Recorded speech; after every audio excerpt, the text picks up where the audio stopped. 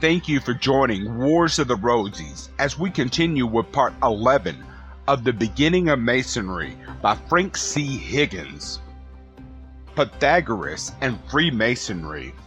The man whose name will always be indelibly associated with this triangle and the celebrated figure called the 47th problem of Euclid, derived from it, is the great Greek initiate and teacher Pythagoras of Corotana, BC 570 to 500.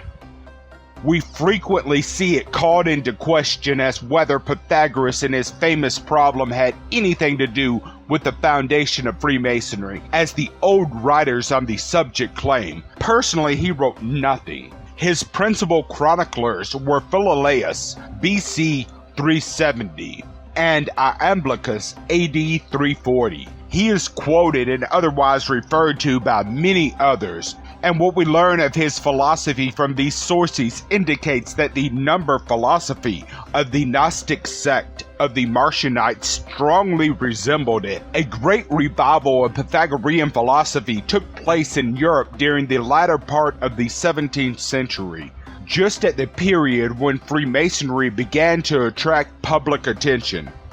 Johannes Mercius, 1620. Marcus Boemius, 1650.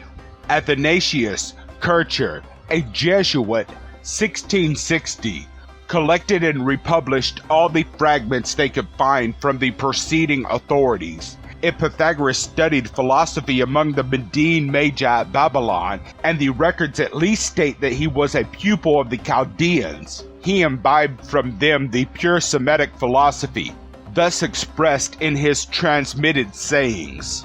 The monad is God and the good, which is the origin of the one and is itself intelligence. The monad is the beginning of everything. Unity is the principle of all things.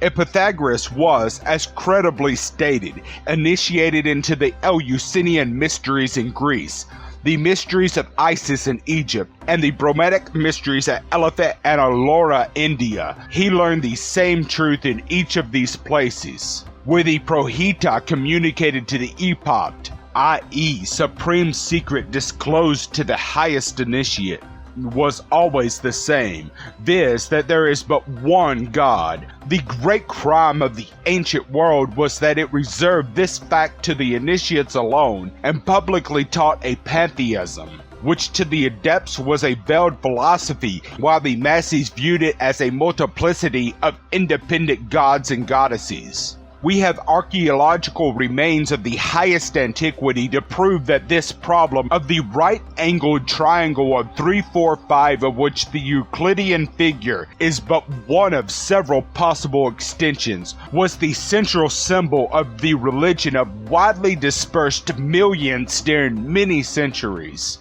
The theorems of sacred geometry of the ancient philosophers are not included in the works of Euclid, even though subject to the same mechanical laws he expounds. This sacred geometry, which is the branch underlining all Masonic symbolism, was not intended for the purpose of teaching Operative Masons how to make truly square corners, but for the far more noble and glorious purpose of demonstrating the unity of God, the likeness of the human mind and the divine mind, the omnipotence and omnipresence of God, and the immortality of the soul. The Eye of Horus.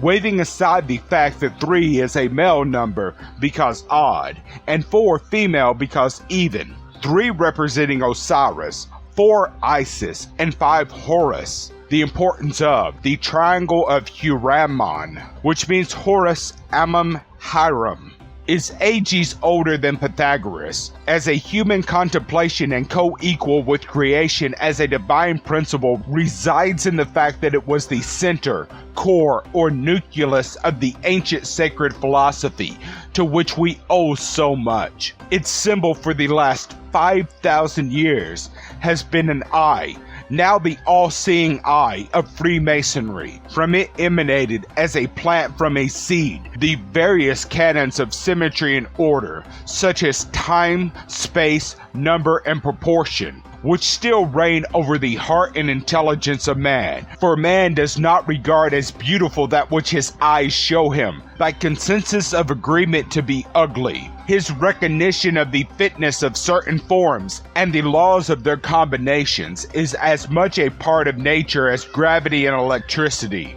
Quite as true as the fact that the perception of the wonderful truths we have enumerated was just cause for Brother Pythagoras to have indulged in the somewhat extravagant barbecue attributed to him, is the circumstance that the prehistoric mound builders of America employed this same Pythagorean triangle to demonstrate the fourth dimension. Thank you for watching, and please don't forget to share, like, subscribe, and comment. And if you can, please consider donating towards the Rosies. Links to PayPal and Patreon are in the description. Thank you so very much.